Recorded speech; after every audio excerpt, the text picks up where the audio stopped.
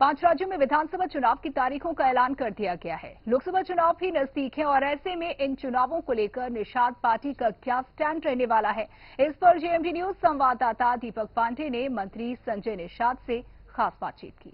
Nishad party के राष्ट्रीय अध्यक्ष और उत्तर प्रदेश सरकार में मंत्री संजय निषाद जी हैं। जिस तरह से बात की जाए, कल ही चुनाव आयोग द्वारा 5 राज्यों में चुनाव की तारीखों का ऐलान कर दिया गया है और ऐसे में निषाद पार्टी का क्या स्टैंड रहने वाला है, क्योंकि चुनाव है और कई प्रदेशों में चुनाव है। क्या लगता है, निषाद पार्टी अलग अलग प्रदेशों में जिस तरह से प्रचार कर रही, क्या लगता है चुनाव में उतरेगी?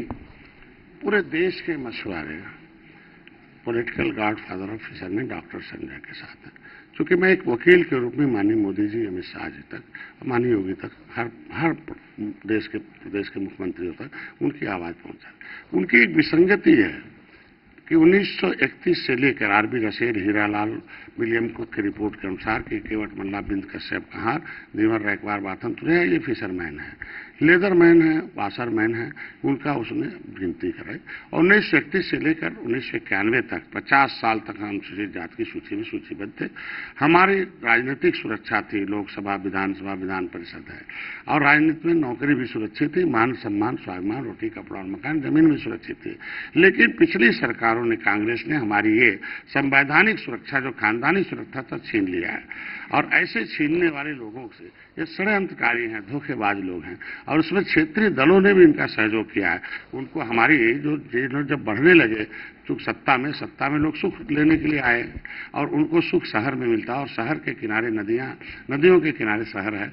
और निषादों की जमीन थी जो एससी में थे, जमीन ले नहीं पा रहे थे, तो इनकी पुकारू नामों को ओबीसी में डाल दिया।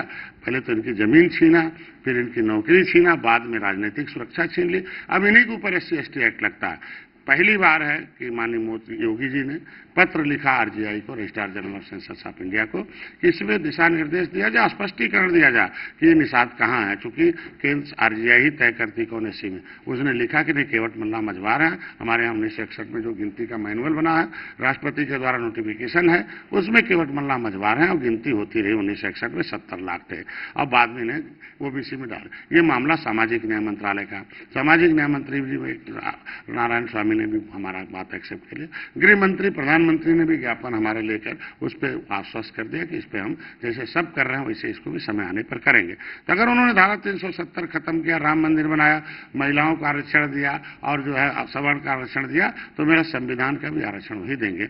इसलिए पूरे हम लोग समाज के आरक्षण के लिए भारतीय जनता पार्टी के साथ हैं और उस पर पहल करके निर्णायक तौर पर भारतीय जनता पार्टी में पहुंचा रही है। तो जो आरक्षण हमारा छीनने वाले हैं, जो संवैधानिक सुरक्षा छीनने वाले हैं, उनको तो हम लोगों ने संकल्प किया पूरे देश से हराएंगे और फिर उनके बाद मोदी जी को और भारतीय जनता पार्टी जहां जहां लड़ रही है उसको सत्ता में लाएंगे।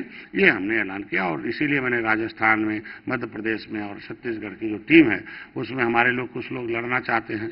अगर लड़के जीत सकते हैं तो उन्हें जिताया जाएगा और नहीं है तो सरकार बनाकर भी उन्हें सही एडजस्ट किया जाएगा। लेकिन भारतीय जनता पार्टी के निषाद पार्टी हर राज्यों में भारतीय जनता पार्टी के साथ है, एनडीए के साथ है और एनडीए की जीत होगी और देखिए पक्का जिताएंगे। तो ये थे हमारे साथ मंत्री संजय निषाद जी, जिनका खास तौर से कहना है कि भाजपा हमारा बड़ा भाई है और हम इनके साथ कदम से कदम ताल मिलाकर सरकार में चलते रहेंगे। वीडियो जर्नलिस्ट सौरभ के साथ दीपक पांडे, जेएमडी न्यूज, लखनऊ।